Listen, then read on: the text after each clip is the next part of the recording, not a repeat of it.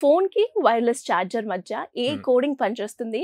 And languages ఎన్ని రకాలు ఇందులో ఉన్నాయి అంటారు? దాంతో పాటు ప్రాసెస్ అనేది ఏ విధంగా ఆపరేషన్ జరుగుతుందంటారు సార్? మన ఫోన్‌కి ఈ వైర్‌లెస్ చార్జర్ కనెక్ట్ చేయంగానే సో, ఇలాగా మీకు ఛార్జింగ్ అవుతూ ఇండికేషన్ ఉంటుంది. వస్తది. యెస్. ఓకే.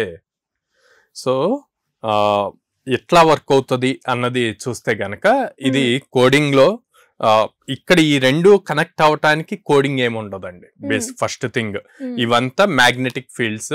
మనం చిన్నప్పుడు చదువుకున్నాం.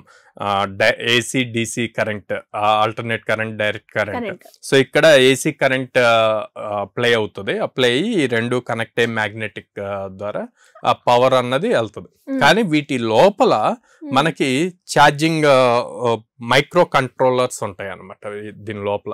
ఈ మైక్రో కంట్రోలర్స్ అన్నవి ఫర్మ్‌వేర్ టెక్నాలజీ యూజ్ చేసి కోడింగ్ అవుతది. సో, ఎక్కువగా సి ప్రోగ్రామింగ్ యూజ్ చేస్తాం. సి అండ్ సి++. ఈ 2 ప్రోగ్రామింగ్స్ మీదే మాక్సిమం లోపల ఉన్న micro chips, micro controllers work అవ్వటానికి యూజ్ చేస్తాం.